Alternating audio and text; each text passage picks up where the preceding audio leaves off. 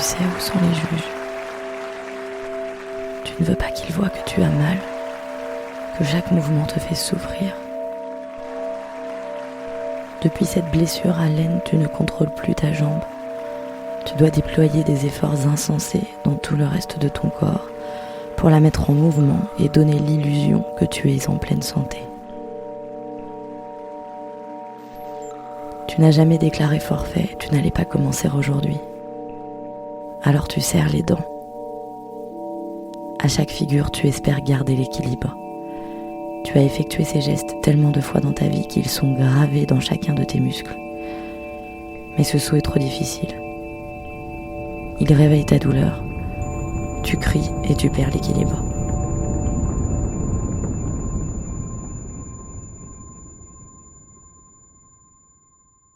Surya Bonali, la perle noire du patin. Une petite fille des îles qui a fait fondre la glace récemment encore avec ses performances. Surya et ses Bonali, talents. encore à la une de la page sportive, la patineuse réunionnaise est devenue pour la...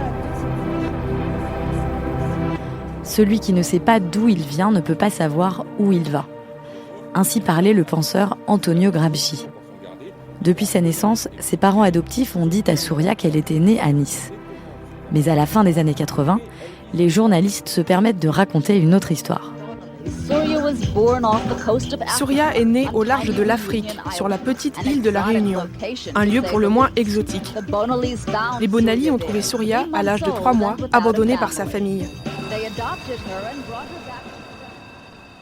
Corps et l'âme, épisode 5. Pendant des années, ça m'a un peu tracassée parce que je me dis, c'est bizarre parce que mon passeport me dit né à Nice. Puis après, t'as un autre, une personne dans le reste du monde qui dit que je suis né sur une plage, que j'ai pris le bateau, enfin, je sais pas, bizarre. Et puis non, je sais pas, mon père, je lui dis, t'es sûr que tu me caches pas quelque chose? T'es sûr qu'il me dit, non, je te le jure, c'est exactement pareil. Je dis, pourquoi c'est mon passeport, c'est marqué ça? Est-ce que c'est vous qui l'avez marqué, qui a décidé de marquer sur mon passeport ou mon livret de famille que je suis né à Nice? Mais non, c'est... Ok, à partir de là, j'ai dit, bon, il y a un truc bizarre, mais bon, que je le crois. Il y a eu quand même quelque chose qui a pas mal déstabilisé Surya, je pense. C'est cette rumeur comme quoi elle avait été trouvée sur une plage et qui est passée pas mal, surtout aux États-Unis, dans les médias américains. D'où ça venait, ça? Mauvaise question. Didier Gaillaguet ne s'attendait manifestement pas à cette question. Écoutez, En une seconde, son sourire s'est évaporé. vous savez, vous êtes journaliste. Vous avez besoin de raconter des histoires. Et les histoires des gens, des fois on les embellit un peu. On a raconté des histoires sur la base de faits plus ou moins réels. La plage abandonnée, n'exagérant rien. Mais on a écrit autour d'une histoire exceptionnelle qui est celle de Surya, d'une personne exceptionnelle qui est celle de Surya. Disons qu'on a écrit autour de cela des choses que les journalistes voulaient entendre. Et ça lui a plutôt bien réussi. Je pense que c'est au moment où je suis arrivée en équipe de France et que j'allais faire le championnat d'Europe senior pour la première fois. Ils avaient besoin d'images et quelque chose et les gens disaient « Oh, c'est une nouvelle patineuse, donc d'où elle est alors ?» Donc souvent les médias, ils ont besoin de savoir d'où les patineurs, machin, ils ont leur petite liste. Et là, ils doivent être surpris de dire « Oh, wow, donc elle est de France. Ok, elle est noire, mais machin. Ok, c'est pas rond parce qu'on a toujours besoin d'avoir une histoire un peu de ce qui se passe, un petit biographie de chaque. Mais là, c'était un peu différent parce que c'était lui qui avait totalement monté l'histoire et pour avoir que ça soit plus sensationnel, quoi. Moi, je suis bien placé pour savoir ce qu'est le jugement au niveau international. On s'est battu avec les mêmes armes que les autres. Quitte d'ailleurs parfois, sans tricher d'ailleurs, on n'a jamais triché, mais quitte d'ailleurs à faire du lobbying intensif, c'est-à-dire, ça existe dans toutes les sociétés qui vendent, entre guillemets, parce que c'est quand même, le terme n'est pas approprié, leurs produits. Donc notre produit, nous, c'est la qualité de nos patineurs. Eh bien, nous sommes battus pour faire respecter la qualité du patinage français. Et je pense que sans cela, Souria n'aurait pas pu être quintuple championne d'Europe. La famille Bonali, qui avait tant essayé de vivre à la marge de la société, se retrouve observée sous toutes ses coutures. Avec des journées aussi remplies, on comprend mieux le rôle clé de cette camionnette. C'est un peu l'annexe de la chambre de Souria. Elle y fait ses devoirs pour ses cours par correspondance. Elle dort à l'intérieur pendant les compétitions en France et en Europe. Il y avait trop de monde et les gens me reconnaissaient et c'était tout de suite la cohue, c'était tout de suite faire la queue pour faire des autographes. Donc imaginez quand vous allez faire des courses et acheter juste à manger des légumes et puis vous vous trouvez à faire une séance d'autographe d'1h30. Bon, une fois ça va, mais voilà quoi. Après vous avez compris, bon voilà quoi. Je pouvais absolument pas sortir quoi. Patinage, j'ai des petits amis comme ça, les petites patineuses, c'est tout, mais puis sinon j'ai personne. Déjà je vais jamais dehors dans la rue ou des trucs comme ça. Je vais à la maison, je reviens. Puis... Tu ressens pas un peu un manque de pas connaître autre chose que l'univers du patinage? Bon, non, puis chaque chose a son temps. Moi, pour l'instant je suis dans mon patinage et puis après je ferai ma vie après ma carrière de patinage. Mère dévouée pour les uns, mère tyrannique pour les autres. Dans le milieu policé du patinage artistique, ce couple détonne, dérange et même irrite. Les journalistes qui s'intéressent à Souria se focalisent de plus en plus, non pas sur ses prouesses techniques, mais sur sa relation avec Suzanne, sa maman. Un petit câlin après l'entraînement. Ouais, j'ai bien patiné ce matin. Hein? L'émission Envoyé spécial lui dédie même un reportage particulièrement critique en 1994, dans lequel Suzanne est comparée à un gourou. Dans la séquence d'ouverture, elle communique avec Souria par une sorte de langage des signes. Nicole Erdos, la première professeure de patin de Souria, se souvient de ces gestes. J'avais encore de l'autorité à ce moment-là sur elle parce que Souria n'était pas la grande championne qu'elle est devenue. Donc je pouvais encore la conduire. Mais par exemple, quand j'entraînais sur la piste, Suzanne restait dans le vestiaire, mais derrière les vitres, elle faisait des signes cabalistiques à sa fille pour lui montrer comment elle doit faire et tout ça. Bon, c'est gênant parce que la gosse, elle m'écoute. Puis d'un autre côté, elle regarde sa mère. C'est un petit peu double emploi. Et puis elle sait pas trop. On comprend pas trop non plus derrière la vitre ce qu'elle veut dire. Enfin, je veux dire, elle empiétait un petit peu. Vous ne pouvez pas faire du bon travail quand les parents sont au bord de la piste à faire des signes à leurs enfants, à regarder combien de temps vous passez avec un et pas autant avec l'autre. Mais elle était tout le temps là. Il y a plein de gens qui sont venus mal intentionnés, disant qu'elle voulait prendre la place de mes profs principaux. Mais le problème, comme on dit, quand on est prof, on se donne à fond. Mais on sait très bien que de toute façon, on dit « OK, next, au prochain, parce qu'on n'est pas concerné, parce que ce n'est pas nos enfants. » Donc voilà. Et que là, ma mère, elle était concernée à 100%. Elle n'avait pas besoin que je la paye. Elle faisait son travail 24 heures sur 24, quoi. Le prof avait juste besoin d'être là, à côté de moi, et de sentir qu'on était un binôme, et puis c'est tout. C'était simple, en fait. Et souvent, il compliquait les choses, quoi. Parce que vous savez, normalement, les entraîneurs, c'est quand même, vous avez des diplômes. Sa maman a appris sur le terrain. Elle était prof de gym, d'accord. Mais vous savez, c'est très, très spécifique, le patinage. Mais c'est très spécifique.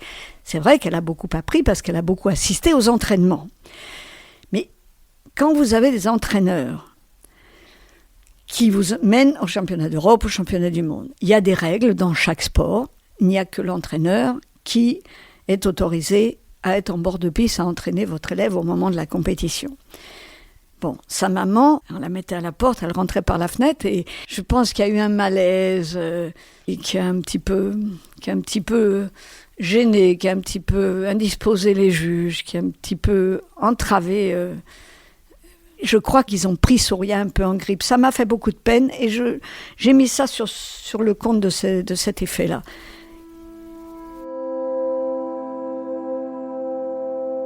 En 92, Didier Gaillaguet interdit à Suzanne d'accéder au bord de la patinoire pendant les Jeux Olympiques d'Albertville. Souria le vire sur le champ. Et la séparation est officialisée devant les caméras de télévision au siège de la fédération. Au début, on s'entendait bien, quoi. C'est comme dans un couple, je pense. Au début, ça va bien, puis il y a des moments, des mauvais passages. Et en ce moment, c'est le mauvais passage. Quant à Madame Bonali, elle semblait cet après-midi découvrir avec effroi une situation que chacun jugeait inéluctable depuis bien longtemps. Je me sens absolument pas responsable, non, pas du tout. J'ai fait de mon mieux, sans faire de tort à qui que ce soit. Donc. Vous allez rester à ses côtés ou alors vous allez prendre un petit peu de recul? Écoutez, pour le moment, j'aimerais passer dans le couloir, d'accord? Merci. Les médias se déchaînent contre Suzanne Bonali. À les entendre, elle serait responsable du style trop athlétique de sa fille, car elle est prof d'éducation physique. Elle la couperait du monde, car elle lui fait l'école par correspondance. Elle la maltraiterait, car elle lui impose un rythme de sportif de haut niveau.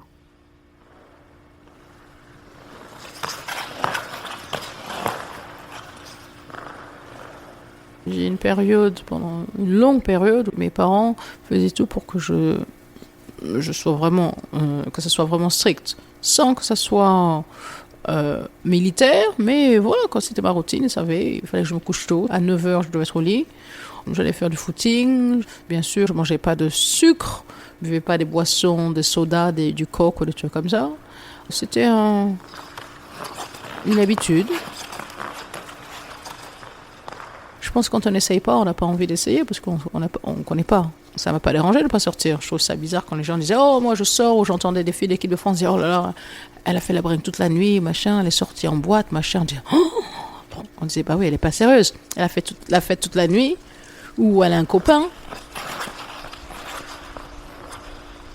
Et puis après, elle s'étonne pourquoi elle n'est pas capable de faire son saut. Oui, nous on est restés à la maison, je suis restée, je me suis couchée, j'ai dormi, j'ai été sérieuse.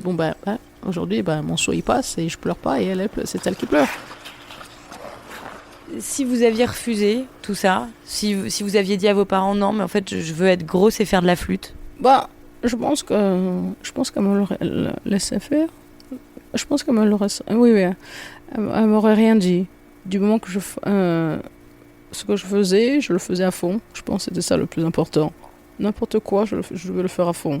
Pareil à l'école, quoi. Si j'avais le malheur d'écrire de traviole, déchirer la feuille, recommencer. Malheur d'être un peu travers, l'écriture, il fallait que ce soit extrêmement parfaite.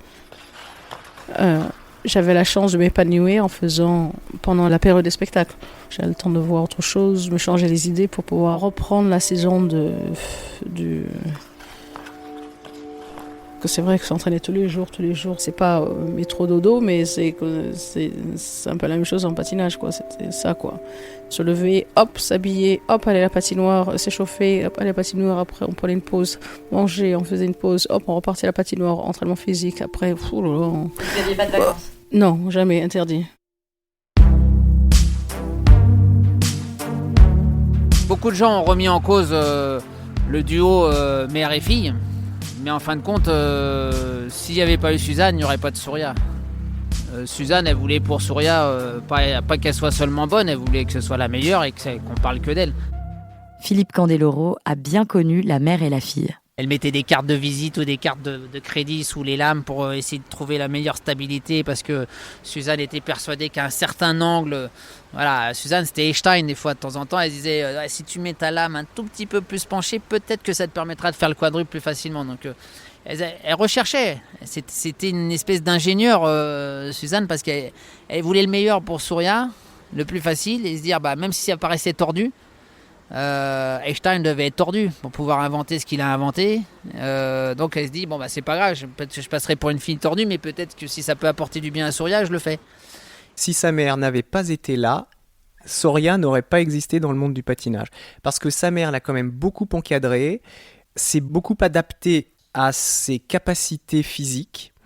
Sa mère donc était prof d'éducation physique, je crois, et l'a fait faire beaucoup de gymnastique, de trampoline. Je crois qu'elle a même fait des compétitions de tumbling. Et donc l'a dirigé toujours vers l'aspect physique. Ça a toujours été vraiment les sauts. Et le patinage, malheureusement, c'est surtout la glisse, les pirouettes, la chorégraphie et la technique. Et ça, c'est un peu dommage parce que du coup, il n'y a qu'une case qui était remplie, les autres étaient vides. Cette case dont parle Fernand Fédronic, c'est la note technique. La première note des juges, sur laquelle le duo mère-fille décide de tout miser, surtout au début des années 90. Pour parvenir à sauter 8, parfois 9 fois par programme, alors que les autres s'en tiennent à 6 sauts en moyenne, Souria s'entraîne sans relâche. Je regrette rien du tout, je ne regrette jamais, je ne regrette rien, comme on dit, comme disait Piaf, mais c'est vrai qu'on en a bavé, quoi. Où est le plaisir ? Le plaisir, c'est qu'il y a 7 sauts différents et que pendant, on en fait un où on fait tous les sauts, il n'y a pas d'erreur, ou qu'on dit, tiens, je suis arrivé à en faire 5 d'affilée sans me casser la figure, ça c'est cool, ça c'est une bonne journée. Et donc, ça, le pire, je pense, le pire pour moi, c'était vraiment, ou vraiment j'aimais pas, c'était qu'il fallait absolument trouver une patinoire quand on avait fait 17 heures d'avion, par exemple. Bon, la chambre, elle est bien, vas-y, vite, ça dépose, il est encore pas trop tard, il est que 17 heures, allez, vite, hop, habille-toi vite, trouve ton collant, tes patins, on va à la patinoire. C'est le pire parce que c'est fatigant, on est claqué, les pieds enflés. Donc j'ai appris à ne pas boire pour plus avoir les pieds enflés, parce qu'on avait trouvé que quand on buvait dans l'avion, on avait les pieds qui enflaient. Donc, voilà. Non, mais c'est une façon de vivre, c'est la vie qui est comme ça. Le corps extraordinaire de Surya atteint peu à peu ses limites. En 1996, pendant l'entracte de la tournée Champions on Ice, elle s'exerce avec sa mère quand... On a entendu comme crack, une sensation de vide d'un coup. On dit, tiens, il n'y a plus rien qui se passe. Parce que le tendon, quand on l'a, on n'y pense pas. En touchant le tendon, oui, ça tient du talon jusqu'au mollet et du mollet au genou. Quand ça craque, c'est explosé, il n'y a plus rien qui tient du tout. C'est juste, on dirait un ballon. Quand on a mis un ballon avec de l'eau. On ne marche plus après pendant 4 mois. Là, après. La carrière de patineuse de Surya Bonali aurait pu s'arrêter à ce moment-là, quand elle perd complètement l'usage de sa jambe droite après la rupture de son tendon d'Achille. C'est ma première grosse blessure. Et ça m'a fait un mal de chien, comme on dit. Ça a été horrible, quoi. Une blessure que je souhaite à personne, même pas à mon pire ennemi. J'en ai pas, mais même, je pourrais pas imaginer, parce que ça, c'est la mort. Et vous êtes remontée sur la glace tout de suite, en fait? Oui, 2 semaines après, j'ai remis les patins, quoi. Même si je savais que j'étais blessée peut-être à vie, mais j'avais quand même loin, j'imaginais que je pourrais peut-être repatiner. Alors, bêtement, quelque chose, ma mère et moi, on s'est dit, écoute, on va patiner sur un pied, hein.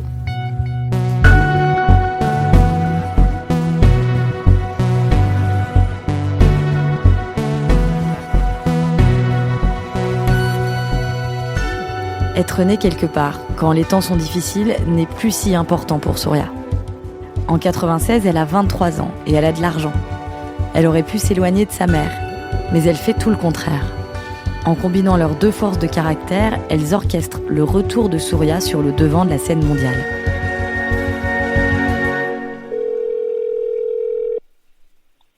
Allô ? Oui, bonjour.